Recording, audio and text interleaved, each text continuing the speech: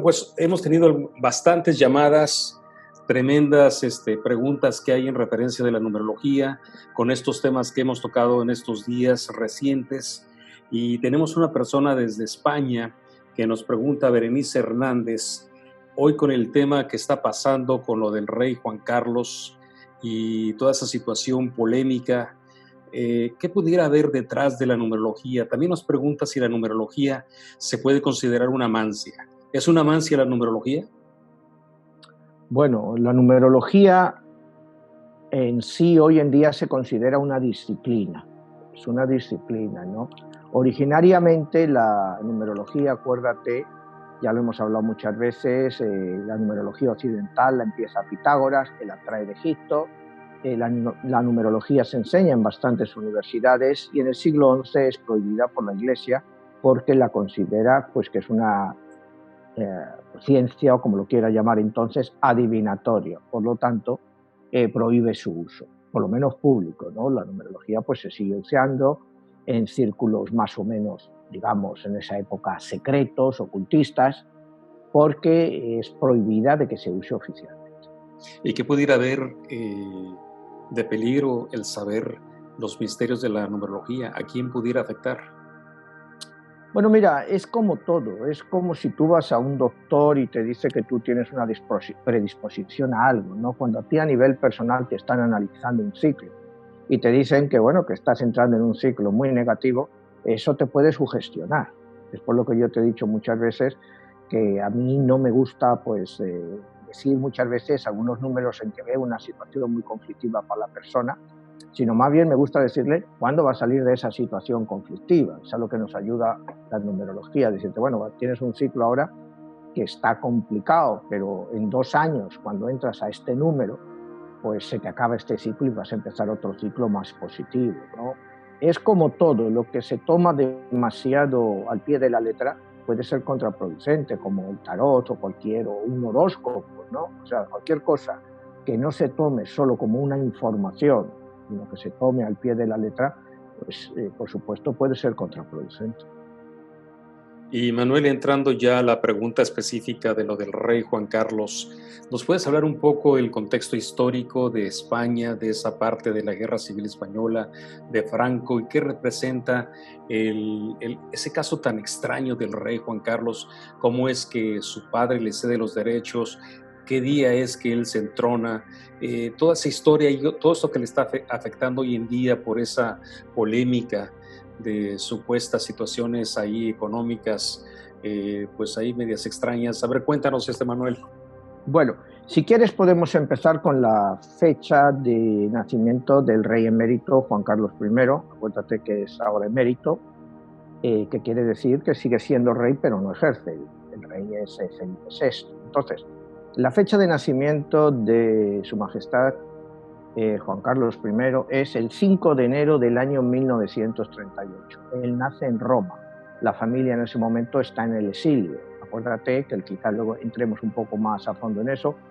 El rey, su abuelo, Alfonso XIII, abandona España después de las elecciones del 14 de abril de 1931, en la cual la República triunfa sobre la monarquía. Este es un hecho histórico pues, muy importante en la historia de España, aunque sin entrar un poco en tonos políticos, en realidad la República triunfó en las grandes ciudades. En el campo no triunfó la República, pero enseguida pues en las grandes ciudades salieron los partidarios de la República a celebrar en la calle el triunfo de la República en las grandes ciudades, cuando todavía no se habían tenido en cuenta los votos del campo, las zonas agrarias españolas. Entonces, Alfonso XIII ahí demostró, pues según los historiadores lo puedes mirar de dos formas, que no quería un conflicto y que había mucha gente que quería que se fuera, pero por otra parte una cierta cobardía, porque las elecciones él no las había perdido. O sea, cuando contaron los votos mayoritarios, lo que pasa que, claro, en esa época mucho voto en la zona agraria española, en las provincias más subdesarrolladas, era un voto caciquil. O sea, te obligaban prácticamente el cacique del pueblo, el que tenía las tierras, a que votaras unas ciertas candidaturas para que tú pudieras conservar el trabajo. O sea, era una situación demasiado conflictiva, pero partamos del hecho ¿De qué año estamos hablando, Manuel? 1931. 1931. Sí, es el 14 de abril de 1931, ganan los republicanos, entonces, como te he dicho, Alfonso XIII, el abuelo de Juan Carlos I, abandona España. Abandona España, va al exilio, y bueno, está por varios sitios, y bueno, luego se fija su residencia en Roma, que es ahí donde nace Juan Carlos I, el 5 de enero de 1938. Vamos a empezar con su número. Una acotación ahí. Estamos conscientes que el heredero al trono no era él, sino era su padre.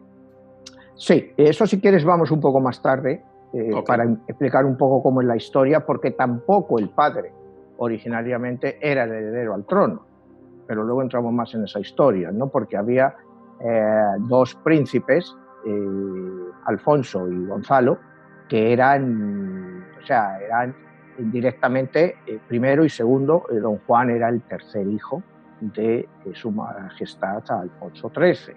Entonces, pues, por ciertas deficiencias, acuérdate que todas estas familias reales, sobre todo la Casa de los Borbones, han tenido muchos problemas físicos y mentales por el hecho de que las familias se mezclaban entre ellas y había muchos problemas entre ellos, ¿no? Unos son hemofílicos, otros han sido, como luego veremos un poco si vamos a la historia de España, los reyes, pues muchos de ellos trastornados. O sea, todas estas fusiones, estas uniones en sangre íntima, en sangre de familiares, pues produce estas reacciones que lógicamente se emplean, o sea, al final acaban influyendo en el pueblo, lógicamente, ¿no? Porque la forma en que gobiernan. Pero vayamos primero por partes, vamos a empezar con Juan Carlos I, su fecha de nacimiento y sus números, ¿no? Él nace el 5 de enero del año 1931. Cuando sumamos todos los números nos da 27 y nos da que su número de nacimiento de don Juan Carlos es un 9. De entrada ya, como aquí hemos hablado muchas veces, el número 9 es un número muy complicado. Un número muy complicado. Acuérdate, en numerología vamos del 1 al 9. El número 1 es el número del líder, del iniciador. Todos los demás números van teniendo unas ciertas características. Pero el número 9 es el número de una persona que siempre empieza cosas y nunca las acaba, porque empieza muchísimas cosas, pero no las acaba todas. En el caso de don Juan Carlos, bueno, pues si vamos a ir a su infancia, él no tuvo una infancia feliz en ningún momento. Primero ya nació en un exilio. Cuando Franco más adelante, en los años 60, decide que él va a ser el heredero de la corona española, saltándose a su padre, don Juan, él viene a recibir una educación en España, sobre todo bajo la coordinación y el mando del almirante Carrero Blanco, que era la mano derecha de Franco, un hombre extremadamente religioso, muy cercano al Opus Dei, y que le dan una serie de educación extremadamente, digamos, tradicional y tradicionalista. Pero ¿qué problema tiene don Juan Carlos cuando está en España? Pues primero tiene que él no es querido ni por la Falange, que era el grupo fuerte en la España. Acuérdate que la España de Franco, en principio, fue lo que se llamó la España falangista, ¿no? De los ideales de José Antonio Primo de Rivera, que era un movimiento fascista. Con los años, Franco se fue saliendo de toda la ideología de la Falange, sobre todo después de la Segunda Guerra Mundial, cuando las potencias del eje pierden la guerra. Pero ahí estaba siempre la influencia y siempre el simbolismo de la Falange española. Y después, él tampoco era querido por los monárquicos tradicionales, que los monárquicos tradicionales querían que el rey fuera, pues, lógicamente, su padre, que era el heredero, porque Alfonso XIII, su abuelo, había abdicado en él. Entonces, partiendo de eso, él incluso se cuentan que iba a veces a algunas reuniones y le silbaban en público, y era ya príncipe, ¿no? O sea, y le abucheaban. Hay una anécdota, que eso también pasó más adelante, cuando él es nombrado príncipe en 1969. En España, la hija de Franco se había casado con un Borbón. Entonces, también pretendía, Alfonso de Borbón pretendía ser el heredero al trono español. Entonces estaban en un cóctel y entonces el padre de esta muchacha, que era el yerno de Franco, dice: tráiganme un whisky para el príncipe. Entonces el príncipe Juan Carlos en esa época dice: no, yo no bebo whisky, yo he pedido una limonada. Y entonces le contestó el marqués de Villaverde, que era este señor, dice: no, es que el whisky no es para usted, es para el príncipe verdadero, es Alfonso. O sea, él sufrió muchas humillaciones, que se han dejado mucho de lado en lo que es cómo le marca a Juan Carlos la infancia para luego ser rey. ¿Me entiendes? Entonces, dejando de lado estas pequeñas anécdotas que para nosotros nos pueden parecer pequeñas, pero yo me imagino para un muchacho en el exilio que va a ser propuesto, primero es príncipe y después va a ser propuesto como rey de España, pues le marcan, ¿no? Porque él soportó muchos desprecios. Luego ya, bueno, pues digamos, cuando ya llegó a rey, pues digamos que se vengó a su forma de todas estas afrentas. Eso ya es otra historia. Entonces vamos a pasar de un punto a otro. Hemos pasado de su nacimiento. Vamos a ver cuándo se aprueba la ley de sucesión. La ley de sucesión se aprueba el 22 de julio de 1969. Que esta ley de sucesión franquista era la que supuestamente Franco dejaba atado y bien atado el futuro de España. Con esta ley de sucesión se proclamaba a don Juan Carlos I como el futuro rey de España. Esa fecha es el 22 de julio de 1969. Ahí te meto el número 22, que hablamos tanto, que está en mis libros, porque es siempre una fecha clave. Cuando sumamos el 22 de julio de 1969, nos da la cifra de 36. 3 más 6, otra vez 9. Igual a su número de nacimiento, que esto es increíble. Otra vez el mismo número y otra vez un número de muchísimas dificultades. O sea, los números no le ayudan hasta su coronación, que ahora veremos el número de su coronación. Vamos a pasar a su coronación, porque ese sí es un número genial e impresionante, y que te digo que nunca nadie hubiera escogido una fecha mejor para volver a traer la monarquía a España.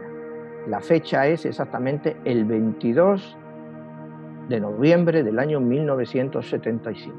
Aquí te encuentras con un hecho excepcional. Son 3 números maestros: 22, 11 y 1975, que es 22. Mejor fecha imposible. O sea, es imposible encontrar una numerología mejor para iniciar algo. Cuando tú sumas 22, 11, 1975, te da 28. 2 más 8, 10, te da un número 1. El mejor número que te puede dar para iniciar cualquier cosa, un trabajo. En este caso era el trabajo de reconciliar a España y de empezar un nuevo camino. Entonces, el número fue extraordinario y no hay más que ver. Si tú miras lo que era la España de 1975 y lo que es la España actual, pues algo bien lo ha hecho. Por muchos críticos, por muchas cosas que se le acuse de supuesta prevaricación, comisiones ilegales, son suposiciones, posiblemente muchas puedan ser ciertas, yo no voy a negar eso, pero lo que hay que mirar es lo que ha dejado para España este hombre. En 45 años, 40 años que estuvo, joder, hasta 1914, la transformación de España sin él no hubiera sido posible. A ver, Manuel, hay un paréntesis. Estamos hablando del año 75. Estamos Sí. hablando de un momento especial para él. ¿Cuál podría ser la numerología de España como país en ese momento? Lo que estaba viviendo. La numerología de España como país era la misma que para él. O sea, el 22 del 11 de 1975 es la misma numerología para todo el mundo. No sé si me entiendes, esa fecha es la misma para todo el mundo. Es lo que pasa en esa fecha. Y esa fecha fue la inauguración de, el restablecimiento de la monarquía española con una fecha que no buscaron. Es como hemos hablado otras veces. En este caso no se buscó, porque Franco oficialmente muere el 20 de noviembre. 2 días después se le nombra rey a Juan Carlos I. O sea, pueden ser coincidencias, como te digo, pero pasó. Y para España fue una gran suerte que fuera en esa fecha, porque nació con un número de líder que don Juan Carlos, pues quizá ha perdido el carácter de líder ahora, en los últimos años, por todas las cosas que han salido a la luz. Pero en el ambiente, en el aspecto político, lo que era España entonces y lo que es ahora, pues es un mundo nuevo. O sea, la España del 75, si tú la comparas con la de ahora, es otro mundo, ¿no? Yo siempre recomiendo que se lea un libro que escribió James Michener, que se llama Iberia. El libro se publica en 1968. Son las vivencias durante 40 años de James Michener en España. Sabes que él es uno de los grandes historiadores y novelistas. Y él escribe la historia de España pues desde sus inicios, va por diversas partes de España, llega a Teruel, llega a Castellón, que es donde llega por primera vez, y describe cómo eran esas zonas. Si tú hoy en día vas a ver esas zonas, es un nuevo mundo. O sea, es un nuevo mundo en 45 años, lo que se ha hecho en España. Y en gran parte, gracias a Juan Carlos I, pues eso es indudable, ¿no? Si tú pones la balanza de un rey, el debe y el haber, bueno, lo positivo y lo negativo. Lo positivo yo creo que sobrepasa 1000 veces a lo negativo. Cuidado, no defiendo de lo que se le acusa. ¿Me entiendes? No defiendo de lo que se le acusa. Pero también hay que entender que cuando tú miras a un monarca, por eso vamos a ir viendo un poco la monarquía española desde el inicio, digamos, de la España moderna con los reyes católicos, lo que han sido los reyes en España, y vamos a compararlos con el legado de Juan Carlos I. Y veremos lo que es, o sea, en ese sentido, ¿no? Una pregunta. La ocasión pasada nos hablabas de 3 características que tenemos que considerar para cada número. En este caso, ahorita, ¿cómo pudiéramos entender esas características con lo que nos está sacando? Pues mira, yo te diría, don Juan Carlos empieza con unos números muy complicados. Empieza con un nacimiento 9, con una ley de sucesión que le nombra heredero al trono de España, que es también un número 9, o sea, son dificultades. Sin embargo, cuando toma posesión de su cargo como rey, tiene un número maravilloso que contrarresta los otros 2 números. Por eso los otros 2 números le habían dado muchísimos problemas hasta entonces. A partir de que él entra en un número 1, empieza a tener, digamos, una mayor estabilidad, una proyección mucho más amplia. Acuérdate que en España se decían que los españoles nunca habían sido monárquicos, porque realmente España siempre ha sido una monarquía. Desde 1492, salvo 2 periodos breves, que es la Primera República de 1873-1874, que acaban todos a golpes, o sea, todos a golpes, ahí acaba con un golpe militar que entra en el castillo, en el Congreso a caballo, dando zurriagazos ahí a todo el mundo y sacando a todos los diputados, así acaba la Primera República. Y luego llega la Segunda República de 1931, técnicamente hasta 1939, ¿no? Porque hasta 1939 no cae totalmente la República y como bien sabemos, pues acaba con la dictadura del general Franco, ¿no? que se extiende pues, por 36 años.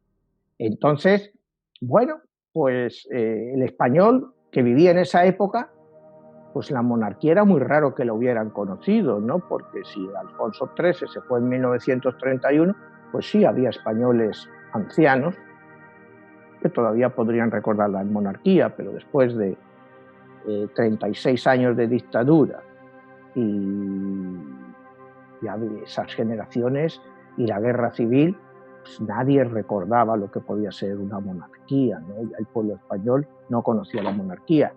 Por eso el español técnicamente no era monárquico, y además por la educación que se recibía en la España. En la España de entonces se hablaba siempre, bueno, de la gloria de España, de que si España, pues, un imperio donde no se ponía el sol, en fin, todas esas cosas que todos hemos estudiado, oído. En España las has oído diferente que en México, ¿no? En España éramos unos héroes, pues en México éramos unos salvajes, ¿no? Y es lo que era, ¿no? O sea, cada uno ve la historia según le pilla, ¿no? Si a ti te han conquistado y te han quitado el oro y eso, pues, vaya banda de salvajes, ¿no? Pero cuando estudias dices, mira la gloria, pues que España tenía medio mundo conocido, ¿no? Entonces, no vamos a entrar en esas valoraciones, quizá entremos un poco cuando entremos en cada uno de los reyes para ver la apreciación de todo eso. Pero lo que te quiero decir, quitando las luces y las sombras, pues Juan Carlos I, pues, para mi gusto, pues ha sido un gran rey y quiero demostrártelo con la historia de España de los reyes. Es como quiero demostrarte que realmente cuando miras lo que se ha hecho bien y lo que se ha hecho mal, el resultado final es muy positivo. Siguiendo, pues si quieres mirar un poco lo que es la vida antes de entrar en la historia, don Juan renunció el padre del rey, renunció a ser rey en 1977, cuando ya estaba entronizado Juan Carlos I. Él renuncia a ser rey, o sea, quita su renuncia, el 14 de mayo del año 1977, que da de suma 34 y es un número 7. Es un número positivo para Juan Carlos I, ¿no? Porque es un número que bueno, es un número en que accedes, ¿no? Es un número siempre, el número 7 es un número que se considera de suerte, ¿no? Entonces, en ese día, pues ya renuncia al trono, ¿no? Hay otro punto en la vida de Juan Carlos I, que es el 19 de julio del año 1974, cuando él ocupa la jefatura del Estado provisional por 3 meses durante el gobierno de Franco, porque Franco, acuérdate que estaba muy enfermo con flebitis. Franco, al final de su mandato, pues ya estaba demasiado enfermo para controlar nada, y era Carrero Blanco, el almirante, que era el primer ministro español, el que manejaba los hilos y cómo se iba a producir esta transición. Y eso sumó un número 38, que nos da un número maestro 11. Okay. Otra vez un número maestro 11, que equivaldría al mes 11, otro número maestro, en el cual él es entronizado, ¿no? Dentro de los aspectos, si quieres luego entramos en un aspecto mucho más controversial, la abdicación se produce el 2 de junio del 2014, que nos da un número 15, que es un número 6. Y ahora, volviendo a esto, 15-6, vamos a un hecho fundamental durante el periodo de Juan Carlos I. Es el famoso, no sé si famoso en todo el mundo, pero en España siempre se recordará el famoso que se llama 23F, que es el 23 de febrero del año 81. El 23F del año 81 es una fecha muy controversial en España, ¿no? Es un golpe de Estado, acuérdate, que dan la Guardia Civil, unos generales, o sea, en este caso un teniente coronel, que entra al Congreso y, bueno, retiene a los diputados, y hay disparos, hay luchas por un día, y, bueno, al final las cosas vuelven a su cauce con el famoso discurso del rey, ¿no? El famoso discurso del rey, que condena el golpe de Estado y pide a todas las guarniciones que vuelvan a sus cuarteles. Este es un punto que en España en esa época se cerró. Nadie quiso averiguar más de lo que pasó el 23F en España, pero todos los documentos posteriores que han ido saliendo 20, 25 años después te demuestran que el rey, Juan Carlos I, de una forma u otra, estaba al tanto de ese golpe de Estado. Y era un golpe de Estado que se había fraguado, Acuérdate que en España se vivía lo que se llamaban los años del plomo. O sea, la banda terrorista ETA no dejaba de asesinar, era constante, eran militares, eran policías, eran civiles. Entonces, los políticos de la época, que eran mucho mejores políticos que los que tenemos ahora, con los políticos de ahora España no hubiera hecho la transición, eso sí que te lo digo, eran políticos. Entonces se pusieron de acuerdo en formar un gobierno de coalición para acabar con todo lo que estaba pasando, en que estuvieran agrupadas todas las fuerzas.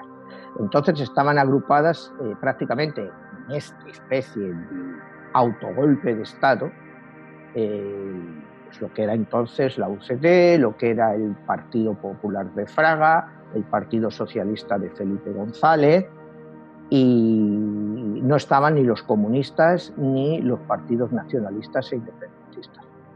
Entonces, durante este golpe de Estado, cuando al coronel Tejero, teniente coronel Tejero, se le presenta el que era el general Armada, que era amigo íntimo del rey y era el que se había reunido con el rey en muchísimas ocasiones últimamente, pues le presenta a Tejero pues una lista de los candidatos que van a ser ministros.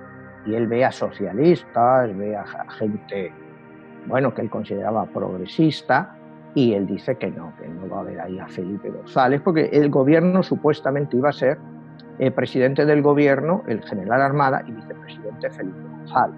Y después había ministros como Jordi Soletura o algunos otros bastante radicales. Entonces, pues Tejero se niega, ¿no? Al final, después de muchas cosas que no sabemos lo que pasó, porque todas las grabaciones de esas 18, 19 horas que duró todo esto, en España pues se perdieron. Nadie las tiene. Se grabó todas las conversaciones y todo, pero desgraciadamente se perdieron. Nadie sabe dónde acabaron, ¿no? O sea, cosas de esas que pasan, ¿no? Que, bueno, pues se perdieron todas las conversaciones que habían llegado, pero los documentos que había, sabía que la embajada americana estaba detrás del golpe, o sea, apoyándolo, porque querían estabilidad en España. España estaba convirtiéndose en un país muy inestable, había grandes inversiones americanas y europeas de grandes multinacionales que necesitaban la estabilidad de España. Entonces iba a ser un autogolpe blando para desradicalizar lo que era España, pero no salió bien. Eso no salió bien y al final pues todo el mundo echó tierra, ahí se ha perdido todo, ahí no pasó nada, este tipo fue un loco que quiso dar el golpe y ya está. Nosotros sabemos que se movilizaron, que es en Valencia el general Millán del Bosch sacó a las tropas a la calle y sí, cuando el rey habló las volvió a los cuarteles, pero siempre se ha sospechado que el rey estaba al tanto del golpe y que lo había autorizado.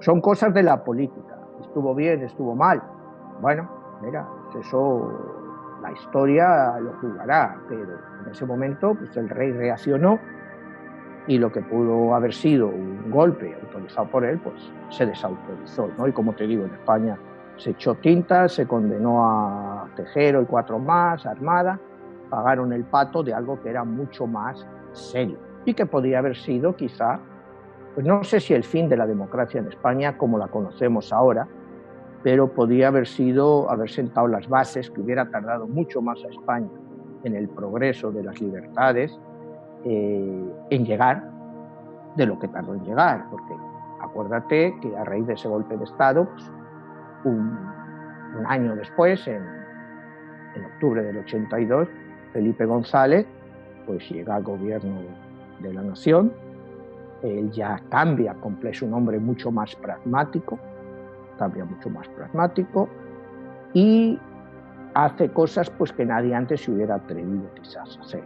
Reconversión industrial, hablando de un socialista, entrada en la OTAN, en fin, una serie de cosas que le acercan totalmente a España al modelo europeo. En el año 86 entran en la Unión Europea, en fin, después de este incidente, y todo esto es gracias al apoyo del rey. Manuel, volviendo a la parte numerológica, hablar de la monarquía es hablar de que estás predestinado. En este caso ya estamos hablando de que habían otras opciones de que hubieran podido haber sido quienes hubieran podido haber quedado como reyes. Sí. En este caso, rey Juan Carlos estaba predestinado numerológicamente para él ser el, vamos a decirlo así, el elegido para ser el rey de España?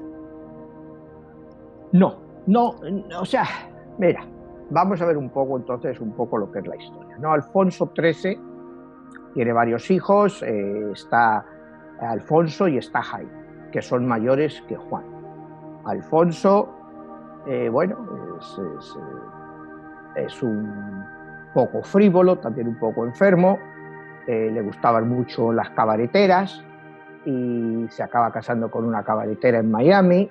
Esa cabaretera le deja, luego se casa con otra cabaretera y finalmente muere de un accidente de tráfico aquí en Miami, me parece que es en el año 1938, muere de un accidente de tráfico. Entonces ya él no podía ser rey.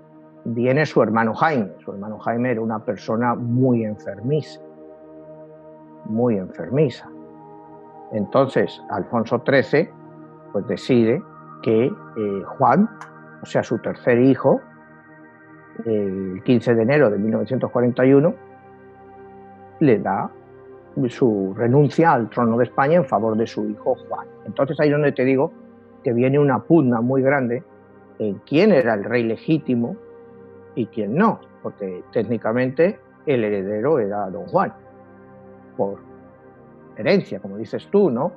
No sé si eso es una persona estar ya, como dices, bueno, que nace, que ya pues su herencia va a ser eso, pues porque sí puedes nacer para ser rey, pero también nacieron para ser rey sus dos hermanos mayores, Alfonso y Jaime, y uno pues murió de un accidente de coche y el otro pues de enfermedad crónica que tenía.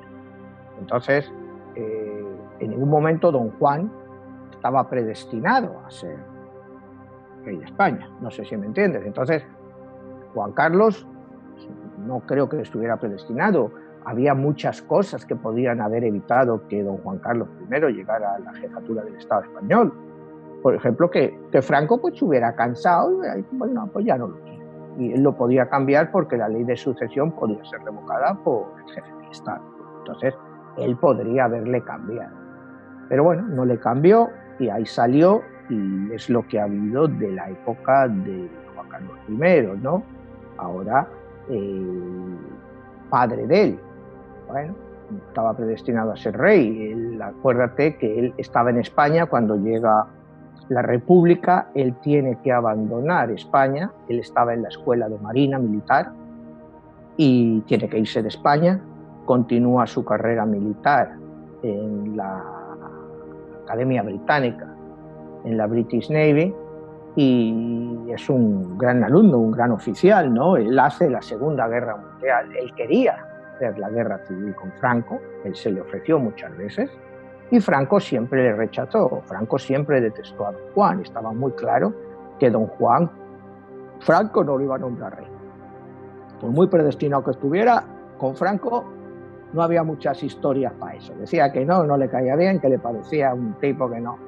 Y bueno, pues cuando tú lees un poco la biografía de don Juan, no sé si hubiera sido una persona realmente apta, pero si miras los reyes de España, no sé, el primero que ha sido, bueno, el monarca actual, Felipe VI, es quizá el monarca mejor preparado de la historia de España para ser rey, ¿no? O sea, su padre estaba bien preparado, bien educado, pero te digo, con una educación muy ajustada, muy cristianizante, muy, sobre todo, muy idealizada por lo que era la Iglesia en sí, que bueno, que no vamos a entrar ahora en eso, ¿no? Pero había muchos problemas por la España, porque la España franquista era una España ultra religiosa, éramos pues, la espada de la cristiandad, ¿no? Seguíamos siendo la luz que iluminaba Occidente, ¿no? Cuando Occidente por unas partes se hacía marxista, se hacía laico, en España la Iglesia pues seguía siendo, pues acuérdate que durante la Guerra Civil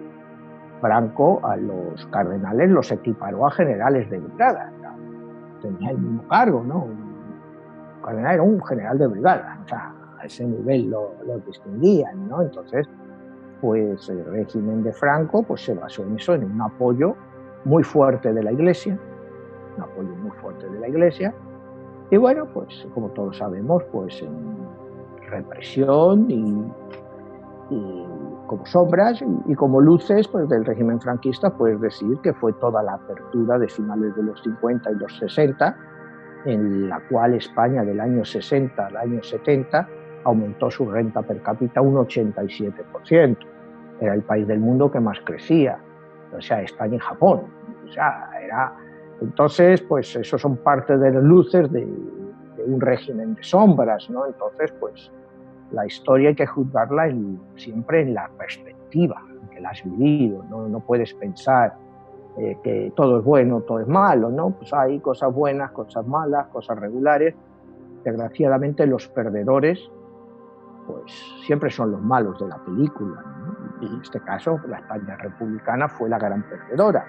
Pero ya te digo, todo lo que es el proceso de la llegada de don Juan Carlos a la jefatura del Estado como rey de España fue un proceso muy, muy complejo. O sea, muy complejo. Por eso cuando me preguntan si estaba predestinado, pues no sé, o sea, ¿qué es la predestinación en sí, no? O sea... Quizá ahorita podamos ahondar, después de esta pausa, un poco más en la historia de de la monarquía española y de los reyes, y comparar un poco pues la trayectoria y la historia del rey Juan Carlos y los otros reyes. Pudiéramos hablar de Carlos V, quizás sería un buen ejemplo, ahora que estás en tu libro haciendo mención de las cartas de la luz y de las cartas de la oscuridad, cómo pudiéramos ver esos personajes históricos y en este caso, ¿qué nos puedas decir sobre ello? En un segundo regresamos, Manuel, y atendemos algunas de las inquietudes de la gente y seguimos adelante. Gracias. Bueno, Manuel, aquí seguimos contestando algunas de las preguntas de las personas que amablemente nos están sintonizando. Hay quienes siguen preguntando si el rey Juan Carlos ahorita, bajo la situación que está, va a ser enjuiciado. ¿Tú crees que en este caso su numerología, en este aspecto como está desde su edad, bajo la condición que ya no tiene la inmunidad de ser rey, si en un momento dado ya puede enfrentar un juicio legal como se le pudiera considerar? Mira, acuérdate de las dos cosas que te dije antes cuando hablábamos de la numerología de nacimiento, que Don Juan Carlos es un número 9. Un número 9 puede estar expuesto a todo, ¿no? Y como rey llegó con un número 1. Entonces te dije que las dos, pues una cosa se contraponen, ¿no? Y que va a ser enjuiciado. Mira, esto es un tema político, ¿no? Es un tema político que todos los que tratan ahora mismo de enjuiciar al rey, o sea, son precisamente gente que nunca ha conocido lo que es una república. Y te voy a dar un ejemplo, ¿qué es mejor, una república o una monarquía? Pues de los 20 países más ricos del mundo, 12 son monarquías.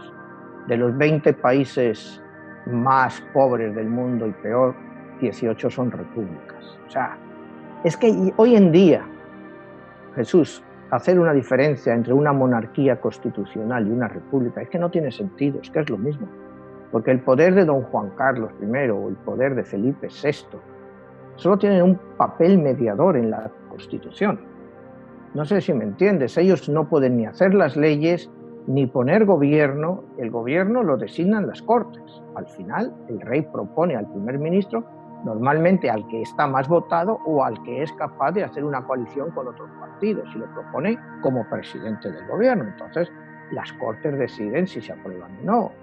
Tú ves el caos que ahora hay en España, ¿no? O sea, con el señor Pedro Sánchez, el primer ministro, y pues es un señor que tú has visto que con tal de llegar al poder, pues se ha aliado con extrema izquierda, separatista, terroristas de ETA, comunistas bolivarianos, y independentistas, nacionalistas de todo género, y bueno, eso pues tampoco se le puede criticar si lo miras fríamente, porque él hace su gobierno y las Cortes le votan esos señores, esos caballeros, esos diputados, y él sale como primer ministro. El rey no interviene. el rey le pide que forme gobierno y él lo forma. ¿Qué tipo de gobierno forma? Bueno, eso es otra cosa. ¿Me entiendes? Entonces, hacer una diferencia, ¿cuál sería la diferencia entre una república y una monarquía?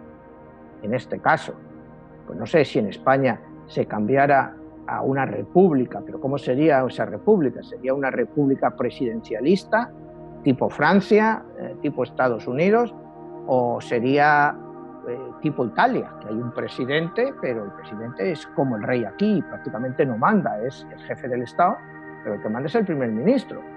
¿Cómo sería en España? ¿Se lo han planteado alguna vez? Yo me imagino que sería exactamente igual que es ahora. El presidente tendría un valor de ser jefe del Estado como mediador para ciertas cosas, pero la política la haría el gobierno, que sería un primer ministro.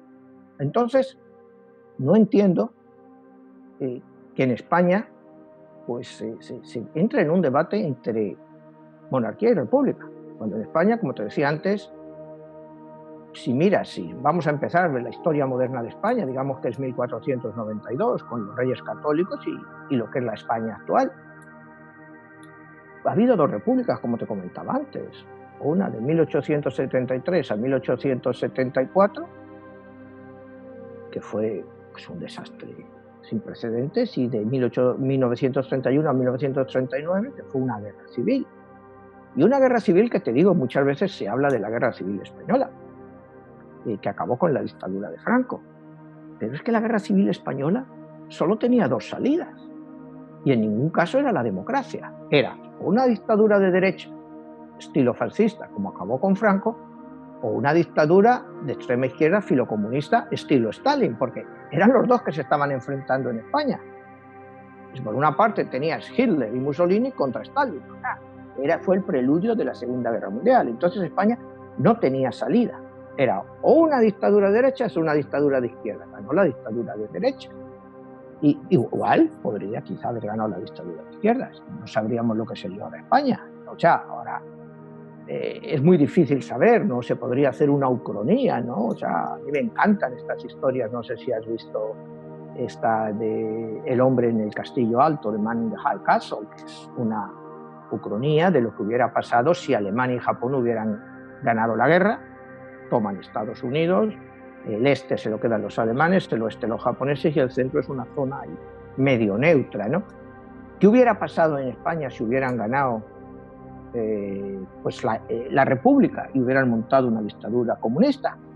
Bueno, muchos historiadores te dicen que quizá la dictadura nunca hubiera podido permitirse porque las potencias occidentales no lo hubieran permitido, pero a Stalin le hubiera encantado tener un partido comunista liderando lo que es la entrada al Mediterráneo, que fueran comunistas y que hubieran sido pues otro estado del famoso Pacto de Varsovia, como era entonces, ¿no? O sea, porque entonces le escogía entre los fuegos a la parte occidental. Entonces, especular sobre esas cosas, pues mira, no tiene sentido. Lo que está claro es que España hubo una república, una segunda república, que fue un desastre, pero fue un desastre desde el principio.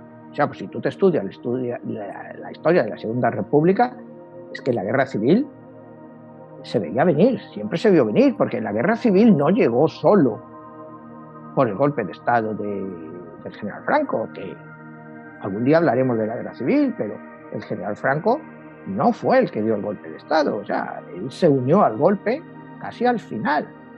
El que dirigió todo, que le llamaban el director, era el general Mola, que fue el que organizó todo.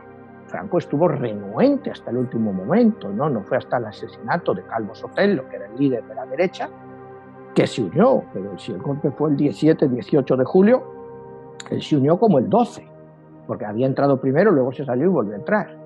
Porque a Franco siempre se le ha dicho, gente que le ha conocido, que Franco solo caminaba a pasos seguros, que Franco no era de los que iba. Si Franco se metía en el golpe, era para ganar, no era para ver qué pasaba, ¿no?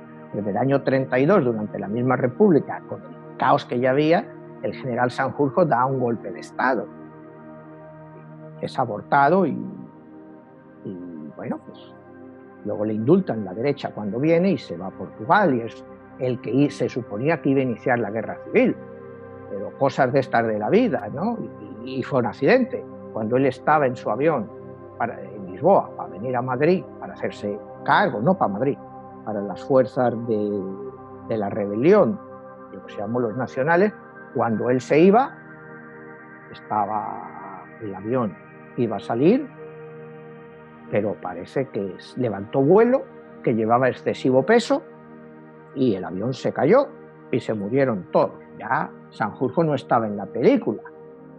2 años más tarde, el general Mola, también en otro avión, los avionazos, pues también en el frente del norte, que era el único que le podía hacer frente a Franco, porque era el que había iniciado lo que era la rebelión, fue todo el que hizo, lo que podríamos decir, todo el contubernio, pues también el avión se cae. Bueno, dices, y la historia te dice que sí, que fueron accidentes, que no hay que ver cosas oscuras detrás, que fueron accidentes reales, ¿no? Quizá los aviones de la época, la poca precisión, pero fueron accidentes reales que a Franco le dejaron el camino totalmente libre, ¿me entiendes? Y entonces por eso Franco pues podía decir si él quería a don Juan o no quería a don Juan, pues porque él era el que había tomado las riendas de España y él estaba claro pues que no las iba a dejar.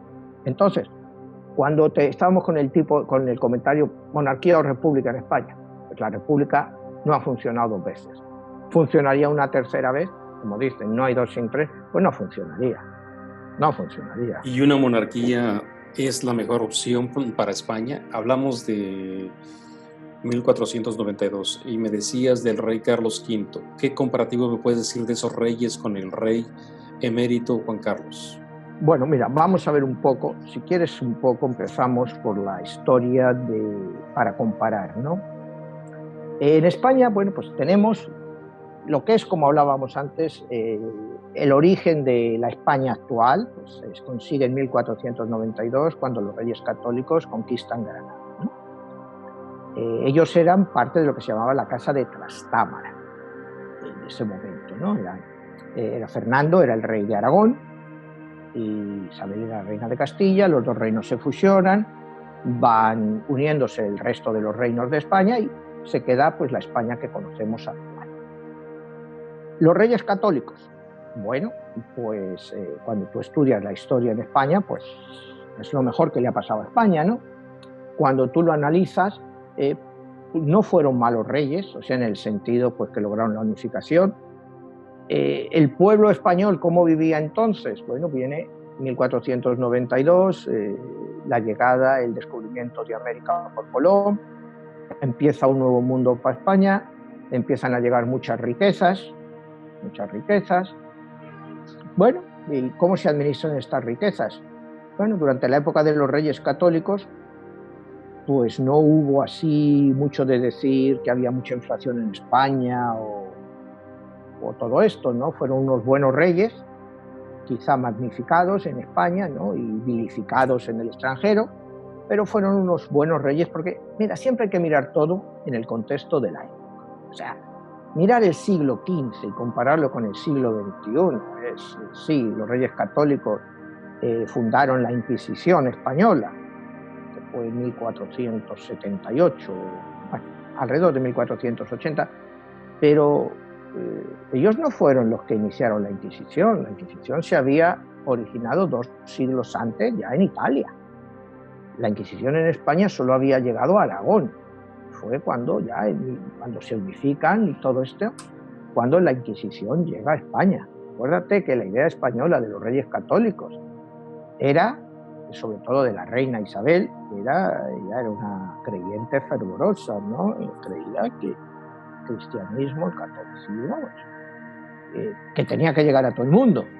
Y es por eso que las bendiciones que tiene de la Iglesia para realizar lo que es toda la conquista de América. No vamos a hablar hoy de la conquista de América, ¿no? Ni de la Inquisición, pero te vuelvo a decir que bueno, fueron unos reyes, si los miras en el contexto de la época, que fueron bastante buenos para España. El sucesor de ellos iba a ser su hijo Juan.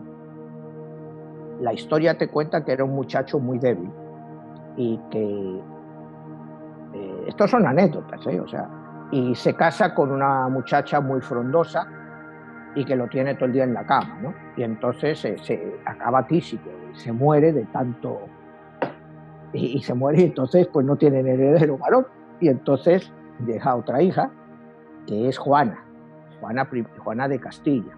Entonces Juana de Castilla se casa con Felipe el Hermoso, que era belga, era un príncipe belga, y ella se enamora locamente de él, ¿no? Y, bueno, acaba loca de amor, pero bueno, acaba loca de amor porque estaba loca, o sea, ya te digo, tantos riesgos consanguíneos y todo esto, pues estaba loca de atar, ¿no? O sea, ella estaba loca de atar y bueno, entonces llega a España y con este hombre, con Felipe el Hermoso, y se trae a todos ahí de Bélgica, a todos estos, y mandan a los españoles a la calle y ahí se hacen todos ellos con el gobierno.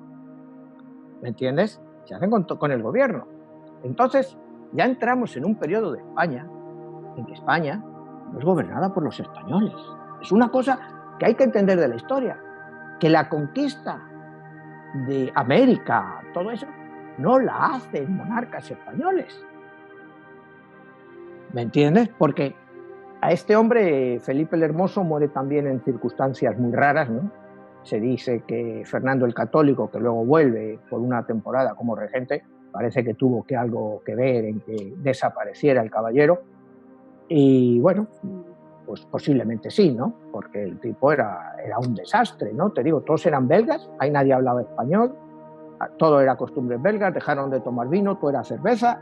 Entonces, claro, a la gente normal y todo eso les chocaba que esa gente, lo que menos les preocupaba era la gente de España. Ellos les llegaban el dinero, ¡pupa!, a Bélgica, para todos los Países Bajos y toda esa zona, que era donde tenían que tener guerras. Entonces, bueno, muere esta gente y entonces, pues el heredero era Carlos I de España, Carlos V de Alemania, el que se le consideró que quizá fue, cuando yo era pequeño, pues decían que era el mejor rey que había habido en España, y de bueno, pues estuvo muy poco, o sea, si apoderarse de territorios, porque acuérdate que en esta época él lo que más quería es ser rey del Sacro Imperio Romano. El Sacro Imperio Romano era, pues, es una combinación que empieza en la época de Carlomagno, que el Papa te nombra, de los estados estos y todo el rollo ese, y él consigue ser rey de España, rey de Alemania, de todo, el Sacro Imperio Romano Germánico. Pero este señor, todo el dinero que venía de las Américas, no se quedaba en España. Él nació en Gante, en Bélgica. O sea, él no era español tampoco. Él todo el dinero lo llevaba allí otra vez para guerras, sobre todo guerras de religión, para defender la fe católica. Entonces, en España la gente estaba jodida, la gente pasaba hambre, había una inflación brutal, y él no solo se gastaba todo lo que traía de América, sino que además se endeudaba. Y a la muerte de él, el Estado español acaba en bancarrota. O sea, y este es el rey que se decía, pero es un señor que arruina España, la deja en la ruina cuando muere. ¿Entiendes? Como tú decías antes, astrológicamente, cuando hicimos en mi libro, que no es, cuando hablo de él como una de las cartas de la oscuridad, ¿no? Él utiliza, juega la carta del emperador. Él es el emperador. En las 22 cartas del arcano mayor, él juega en mi libro el papel del emperador. Él es una persona regida por el número 5. Él es 5 en todo, es un 5, el mismo número que más adelante tendría Adolf Hitler. O sea, y le ves en cierto modo esos mismos aires.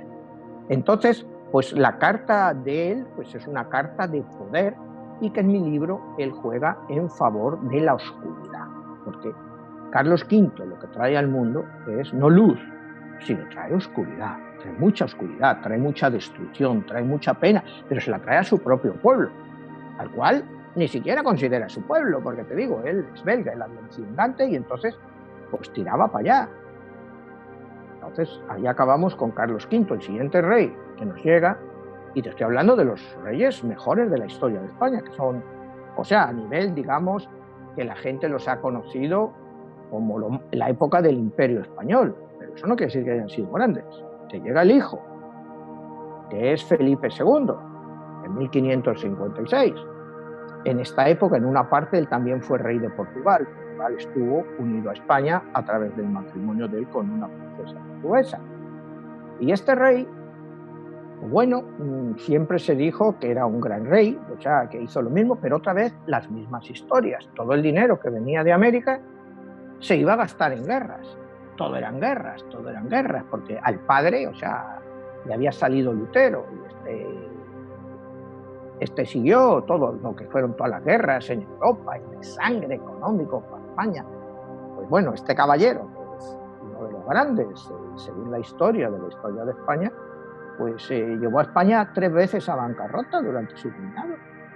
O sea, el punto que te quiero hacer aquí, Jesús, es que cuando mira la historia de España se dice, es que los españoles nos saquearon. Bueno, o sea, fueron, sí, pero los españoles no se llevaron nada de eso, que es lo triste de todo eso, que todo se fue a guerras, y España se endeudaba y se arruinaba, como te digo, durante Felipe II, España entró 3 veces en bancarrota.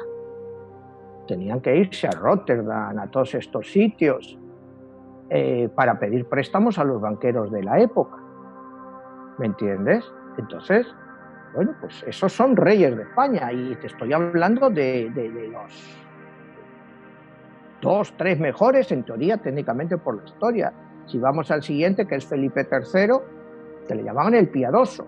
Bueno, será piadoso a su forma, ¿no? Otro tipo medio tarao, y que no se le ocurre, no sé si fue en 1609 o 1610, de expulsar a todos los habitantes españoles de origen musulmán. Eran como 300.000 en la época. Anteriormente, otro de los grandes errores de los reyes católicos, que no mencionamos, fue la expulsión de los judíos, como 150.000 personas, que eran la base de la economía española, la base de las finanzas, como te digo, y esta gente, como los echó, se tuvo que poner en manos de otros judíos, pero en Rotterdam, en Ámsterdam, y destrozaban España. Llegó este señor, el piadoso, y se le ocurre expulsar a todos lo que llamaban en España los moriscos, que ni siquiera eran musulmanes conversos, que muchos de ellos ni siquiera sabían lo que era el Islam. No sé si me entiendes, o sea, y los expulsa a 300.000, ¿y qué hace? Que destroza todo lo que es el campo en Aragón y Valencia, y le deja a España en una crisis brutal. Y este señor, pues bueno, pues es el piadoso, ¿no? Pues te llega Felipe V, que bueno, pues es otro señor, no, Felipe III, te llega Felipe IV, el rey prudente, no, el rey pasmado. Bueno, pues es otro rey, bueno, que no aportó nada a la historia de España. Seguimos, te llega Carlos II, le llamaban el hechizado. Y claro, lo que pasa es que también estaba más loco que una cabra por todas las cosas consanguíneas de estas. Entonces la iglesia, como él era muy piadoso, la iglesia le metía unos exorcismos, pero del carajo. Decían que tomar no sé qué de serpiente y cosas de esas. Ya será el rey de España. No sé si me entiendes, pero estoy haciendo una genealogía de lo que ha habido, ¿no? Pues te viene Carlos III, que bueno, tampoco fue un rey así de hablar mucho. Carlos IV. Después ya pasamos, este es el último, Carlos III. Y ahí es un punto muy importante en España, la muerte de Carlos II el hechizado, porque este hombre, pues, claro, le casaron varias veces, le traían hembras muy fecundas, le traían una alemana que tenía fama de ser capaz de dar a luz 10 o 12 hijos. Esta se trajo un tipo de Alemania, un doctor, que la hizo 11 embarazos, pero ninguno era cierto. Todos los decían que no llegaban a consumarse, para mantenerse ahí en todo el rollo, ¿no? Y entonces llegamos al punto en que hay una coalición, digamos, una disputa entre Carlos III, el que sería el nuevo, y el archiduque Carlos, y acaba como siempre muy mal, ¿no? Entonces ahí, después de ese problema, entra en España la Casa de los Borbones en 1700. Es cuando entra la Casa de los Borbones. Es decir, habíamos estado con los reyes católicos, todavía era la Casa de los Trastámara. Con estos reyes que te he nombrado, desde Carlos I hasta Carlos II, Carlos III, es la Casa de Habsburgo o la Casa de Austria. Vamos a la Casa de los Borbones, que es pues, la casa que nos gobierna actualmente en España. Empezamos con Felipe V. Felipe V es bastante mal rey. Y bueno, pues está hasta 1724. Ya era tan malo que lo quieren sacar y abdica en su hijo, que es Luis I, pero Luis I solo dura unos meses, se muere, y entonces tiene que volver Felipe V como rey, y está pues ahí bastantes años, ¿no? Se muere y ya, bueno, pues deja España como no, echa un caos. Llega Fernando VII. Este Fernando VI es un rey no muy conocido en España, sin embargo fue uno de los mejores reyes españoles. Fue el primero que cuando se murió en 1759 dejó al Estado con un superávit. Fíjate, tuvo que esperar hasta 1759 que se muriera Fernando VI para que España tuviera un superávit. Increíble, ¿no? Con toda la riqueza que había en América y con todo eran deudas y quiebras. Y tiene que llegar este hombre. Te digo, un rey no es muy conocido en la historia de España, nunca Fernando VI sí. Te digo, cuando eres pequeño, estudias historia, nunca se habla mucho de él, ¿no? Pero bueno, después de él llega Carlos III, al que se le llamó el mejor alcalde, porque es un alcalde pues, que de su época se embelleció en Madrid mucho, y fue un rey, bueno, hay más o menos, tampoco nada del otro mundo, ¿no? Pero bueno, no fue una cosa. Y llegamos a Carlos IV. Otro personaje, ¿no? En la historia de España, no se le llamaba el cazador. Bueno, este señor quizá tiene, junto con su hijo, la época más triste de la monarquía en España, ¿no? Carlos IV, pues bueno, llega justo en la época de la Revolución Francesa. A su primo, que es el rey francés, pues le pasan por la guillotina. Entonces, pues todas las familias reales de Europa pues tienen miedo. Y un poquito más adelante veríamos el ascenso de Napoleón, ¿no? Y entonces, bueno, había en España un primer ministro que se llamaba Godoy, que era el amante de la reina, ¿no? Eso lo sabía todo el mundo, o sea, es lo que hacía, era el amante de la reina, y el Carlos VII, pues sí, se dedicaba a cazar, ¿no? Y la reina, mientras tanto, estaba con el otro. Entonces, este hombre, el Godoy, el primer ministro, bueno, llegan a un acuerdo con Francia para ser semi-aliados por esto y por lo otro, y porque tenían miedo a Francia, a Napoleón, para que no se expandiera. Bueno, total, que dejan que con ese semi-acuerdo le permiten a Francia que meta tropas en España para invadir Portugal, que era el aliado de Inglaterra, ¿no? Porque se meten en España, y bueno, pues ahí ya vemos pues, toda la historia donde empieza la Guerra de Independencia Española de 1808 a 1814, ¿no? Hemos visto los famosos retratos de Goya, del fusilamiento del 3 de mayo, en fin. Pero lo curioso de este caso, mira, vamos de Carlos IV a Fernando VII, que es su hijo. Y los dos vivían. Carlos IV decide no ser rey y nombra heredero a su hijo, a Fernando VII. Fernando VII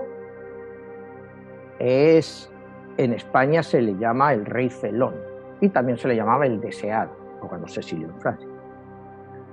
Fernando VII ha sido el peor gobernante de la historia de España, pero es imposible que pueda haber otro igual, aunque bueno, tal como va España, vete tú a saber, pero otro Fernando VII es imposible. Bueno, primero, el padre dimite, o sea, deja la corona en favor de su hijo. Napoleón se lo lleva a Francia, bueno, está invadiendo España. Le hace que dimita, que deje de ser rey, y que se lo dio otra vez el trono a su padre, a Carlos IV. Bueno, lo hace. Llega Napoleón y le dice a Carlos IV que ahora tiene que volver a dimitir y nombrar rey de España a José Bonaparte. José I Bonaparte, que es el hermano de Napoleón. Y este señor, pues sí, también le cede el trono a José Bonaparte. Mientras tanto, la familia real está ahí en un palacio en Francia y todo eso, con la guerra y todo el rollo, tal igual. Se acaba la guerra, fíjate, después de lo que ha hecho por España, y se le llamaba el deseado. El deseado, porque querían que volviera. Entonces, este señor, después de las barbaridades que había hecho, que había vendido el país a Francia, que había hecho esto, que había lo otro, que había permitido todo, y le llamaban el deseado, porque la gente quería. O sea, eso te da idea de cómo son los españoles. O sea, hay que entender un poco el deseado. Y bueno, cuando este señor llega en 1814 a Madrid, el deseado, pues en Madrid le están recibiendo pues las multitudes, ahí en su carricoche, con sus caballos y tal, camino del Palacio Real. Y unas mujeres madrileñas, de esta forma, me imagino, de duras de bregar, quitan a los caballos, o sea, lo que es los caballos que tiraban de la carroza real, y se ponen ellas como caballos para llevarle al rey hasta el Palacio Real, después de todo lo que les había hecho. Es que esa es la España real. Es que, ¿me entiendes? O sea, ¿cómo España, por eso te digo, comparar la historia, o sea, lo que hemos sido, lo que somos ya, el deseado, quitan a los caballos y se ponen ellas a tirar del carro.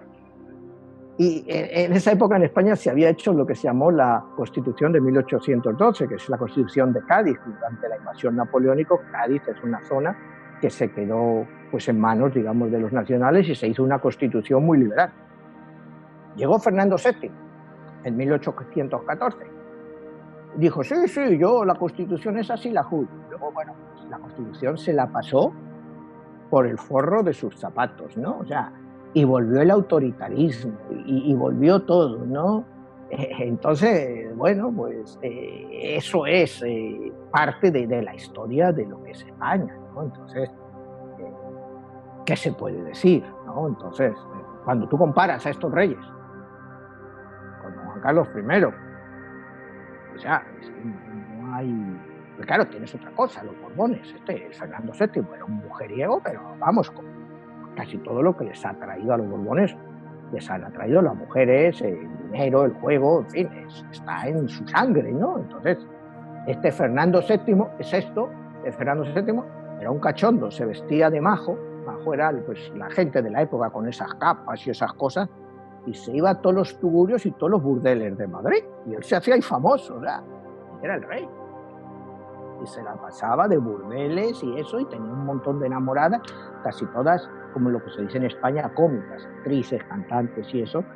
A la monarquía española pues siempre le han caído muy bien las cómicas, ¿no? O sea, han tenido una predilección por ellas, ¿no? Actrices y ese tipo, siempre les han llamado la atención. Entonces, entramos a un punto muy importante en la historia de España, es que a la muerte de él le sucede su hija, Isabel II, por una serie de cambios en las leyes en España, ¿no? Porque hasta entonces no podía ser, y va a ser Isabel II, la primera reina desde Isabel la Católica. Ella pues entra muy niña, ¿no? O sea, entra como con 3 años, entonces no puede ser reina. Entonces su hermana, su madre, María Cristina de Austria, se queda de regente de España. Y bueno, esta señora regenta pues lo que es ahí un ladronicio como no se conocía, ¿no? O sea, ella estaba viuda, se casa en secreto con un capitán que se llamaba Muñoz, no sé qué Muñoz, le hace marqués, bueno, grande de España, le da de todo, pero están casados en teoría en secreto, y así en secreto tienen 8 hijos, o sea, que los llamaban los Muñozes, porque venían de él, ¿no? Después, bueno, y esto representa pues el origen de la primera guerra carlista en España. Todo esto, bueno, no vamos a entrar en eso. Entonces, con todo esto que había, entramos a un hecho único en la historia de España. Salen los Borbones porque Isabel II hace barbaridades y tiene que largarse al final también. Y llega lo que se llamó la Casa de Saboya. La Casa de Saboya fue el primer rey elegido por las Cortes. Las Cortes trajeron rey y lo trajeron de Italia. Se tuvieron que ir a Italia porque nadie quería ser rey en España. O sea, que eso era otra, nadie quería. Y acaban con don Amadeo de Saboya, que es la casa de Saboya, pues que está en el poder 2 años, porque se harta y se larga, ¿no? Pero también era un tipo bastante inculto, ¿no? Hay una anécdota que cuando él llega a Madrid, pues el que llega en el carricoche le dice, mira, ahí está la casa de Cervantes. Que bueno, ahora no tengo tiempo de visitarle, pero ya lo visitaré, ¿no? Ya, pues, Cervantes llevaba muerto 200 y pico años, ¿no? Ahí te da el nivel de la catadura. Ya habrá tiempo. ya le vas a ir a visitar otro día, ¿no? O sea, son anécdotas de las Cortes. Y ahí este señor se acaba marchando y es cuando llega la Primera República, en 1873. Que acaba, como te he dicho, el país se disuelve, que si cantonales, que si otros, las provincias se separan. Hay un cantón muy famoso que es que Cartagena se separa de Murcia y tiene su propia independencia, todo. O sea, ahí acaban a todos y acaban con el general Martínez Campos entrando a sable en el Congreso y sacándolos a todos a patadas. Oye, a espadazos, ¿no? O sea, entonces es cuando en España se plantean el Parlamento, la gente, los pensantes de la época, la restauración de los Borbones otra vez. Y el título cae en Alfonso XII, que fue rey de 1874 a 1875.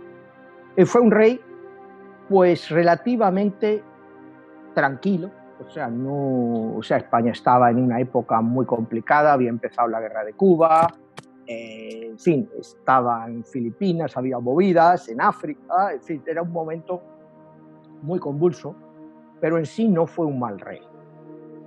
Él muere, el sucesor es su hijo, y su hijo pues era muy pequeño, Alfonso XIII, que es el abuelo de don Juan Carlos. Era muy pequeño y se queda su madre, María Cristina se llamaba también, como regente. Esta era una mujer mucho más seria, ¿no? Mucho más seria. Y hay una anécdota que te cuento de la época en que llega pues el embajador del visir de Marruecos, ¿no? Para hacer una visita de cortesía a la corte, ¿no? Y cuando vuelve y va a ver al visir, le dice, bueno, ¿y qué le pareció la corte?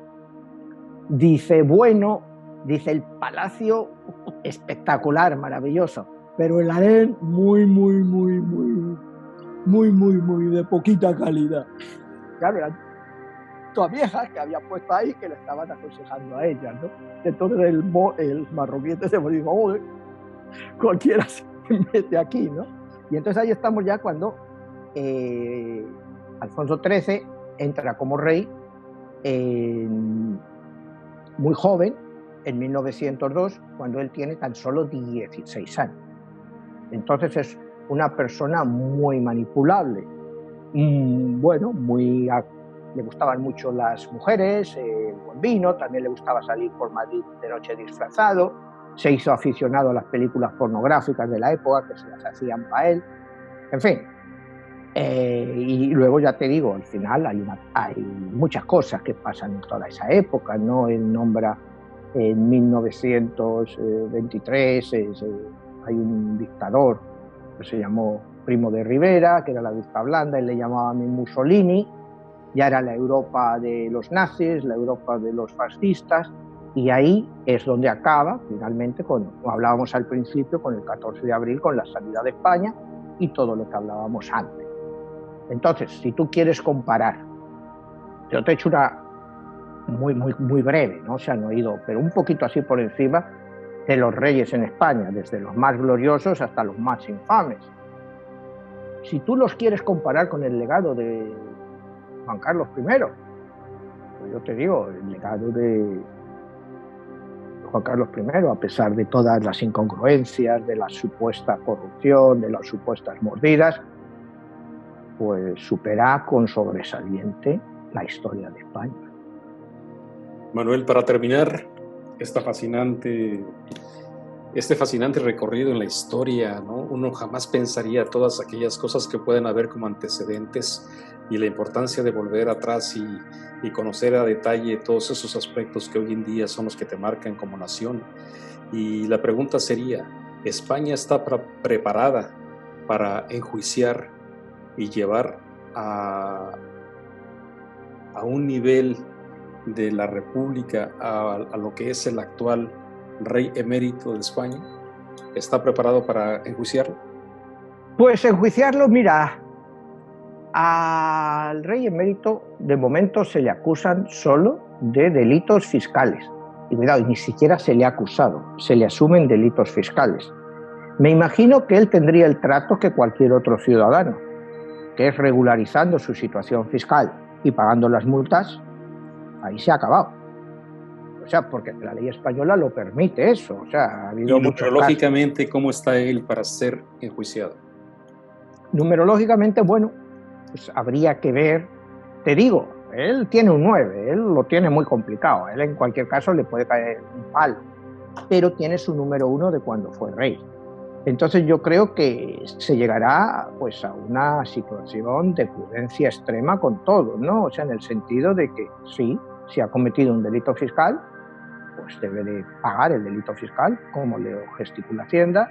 Si a él se le acusa de haber dado 100 millones de dólares, 65 millones de euros de la época, a esta supuesta princesa que se llamaba Corina, pues eso es un delito fiscal. Si él tiene que pagar 70 millones de euros de multa, pues lo debe de pagar, ¿me entiendes? Ahí todo es un supuesto delito. O sea, hay que siempre, en un Estado que decimos que somos demócratas, hay que ver la presunción de inocencia.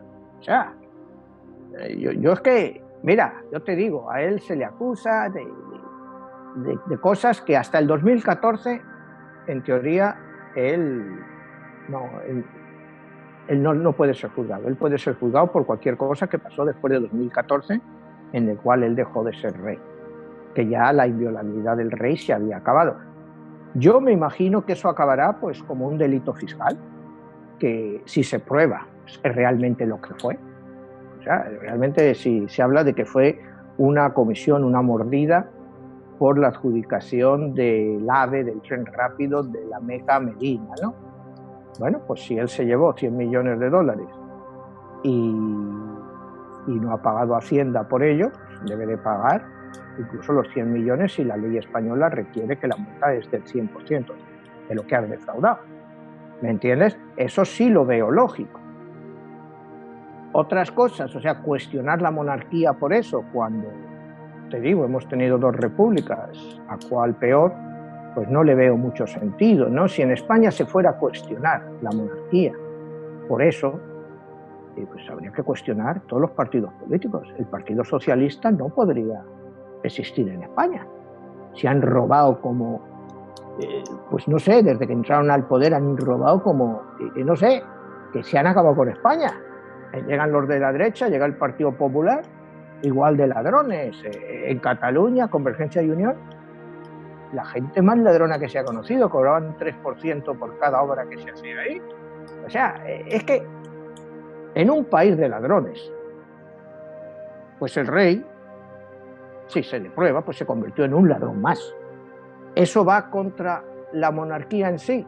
Pues te digo, si fuera contra la monarquía, pues tendría que ir contra el sistema de partidos políticos, porque ninguno de esos partidos políticos, ni uno nuevo que crearan esa gente, podría existir.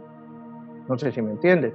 Todo hay que medirlo pues con el mismo rasero. España pues es un país históricamente de chorizos y chorizos somos y chorizos nos moriremos, ¿no? O sea, es lo que hay. Eso, ¿cómo cambias eso? ¿Cómo cambias eso? Tú en México, lo mismo, ya, ¿cómo vas a dejar la corrupción en México? ¿Cambia con un presidente a otro? La corrupción existe, está enquistada en la sociedad.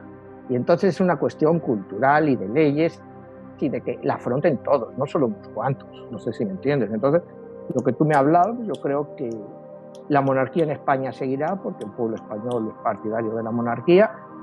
Y bueno, y don Juan Carlos, pues yo me imagino que acabará pagando una multa, no se sabe dónde está ahora, nos dicen que en Abu Dhabi, otros en Santo Domingo, al fin y al cabo, pues quién más da dónde está, ¿no? Muy bien.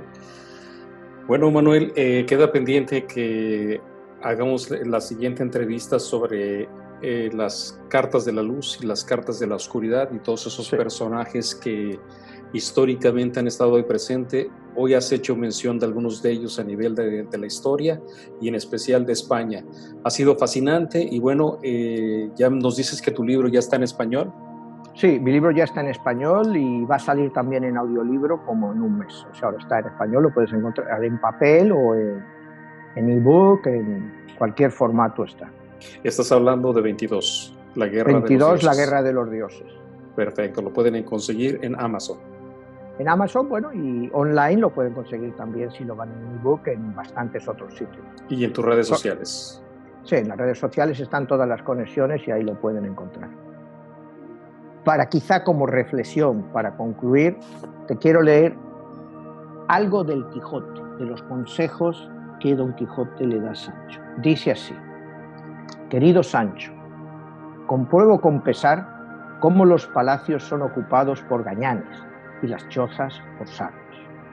Nunca fui defensor de los reyes, pero peores son los que engañan al pueblo con trucos y mentiras, prometiendo lo que saben que nunca les darán. País este, amado Sancho, que destrona reyes y corona piratas, pensando que el oro del rey será repartido entre el pueblo, sin saber que los piratas solo reparten entre piratas. Buenísimo. Bueno, ¿cuál es la reflexión de esa lectura? Bueno, la lectura está clara, que el populismo está destrozando el mundo, que quieren quitar unos para ponerse otros y todos son unos piratas. Unos piratas.